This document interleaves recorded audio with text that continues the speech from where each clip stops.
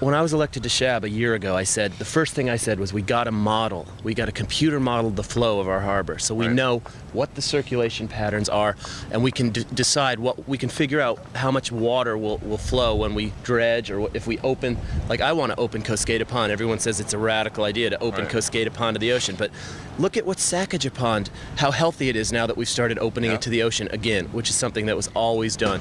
If we did that same thing to our harbor, tell me that the same thing isn't going to happen. I mean, it's pretty obvious that it will, but you know, see, a lot of people that want to help our harbor, they want to do it for the money, you know? But there's money in it for I remember 20 years ago, Steve Bender standing up and screaming at town meeting about doing something about saving the harbor and putting regulations in, and everybody thought, yeah, that's Steve Bender, you know, he's a little wacky. And now, you know, the support for that position has increased 1,000-fold, yet still not enough to get something really done. Well, when you look at Nantucket and what drives the economy here in Nantucket, and the people that earn their living off the harbor, the fishermen, they're not the only ones. I mean, the harbor affects everyone, but they have no voice anymore. There's very few fishermen left.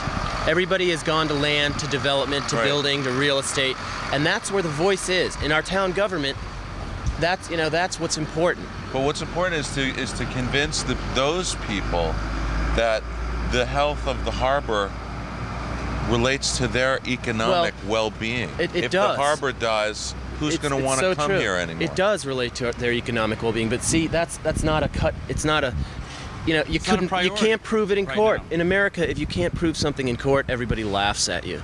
I mean, but instinctually we know that the connection between our harbor and the health of our harbor and Nantucket is a very important one, because the first thing most people see when they come to Nantucket chugging in on the steamship is the beautiful harbor. And you look in the summer, the activity that goes on there, it's related to the harbor, going to the beach, you know?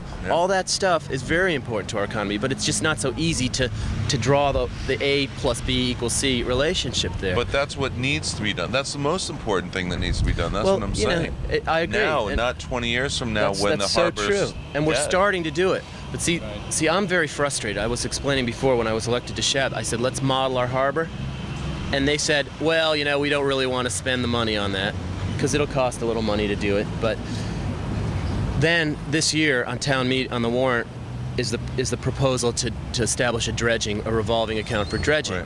And the Finance Committee recommended against that because they wanted proof that it was necessary, or proof that it would have an effect. So basically they're saying now we have to model the harbor. I told them to do it a year ago, and at the rate that government works, it'll be a year before those models are done. So that's 2 years wasted. Now, 2 years may not seem like much time, but if your harbor's dying, see, what I believe is that there's a window of time within which we can reverse the process on our harbor. If that window closes, we'll be in the same position as every town on the Cape. Their scallops died off 20 or 30 years ago, and they've never been able to bring them back. If we can act now, before we're in that critical situation, we might be able to restore this fishery to its, maybe not its glory, but to some substance or substantial amount within 10 years, you know? Whereas if we wait 5 years, it may take 50 years. Who needs convincing? I think everybody wants to save the harbor. I think everybody on Nantucket understands how important it is. However, there's so many different people with different ideas, and you know, sometimes you can study things forever or whatever, but you just got to take action. Like when Steve Scannell got out there and started digging a ditch at Sacajawea Pond.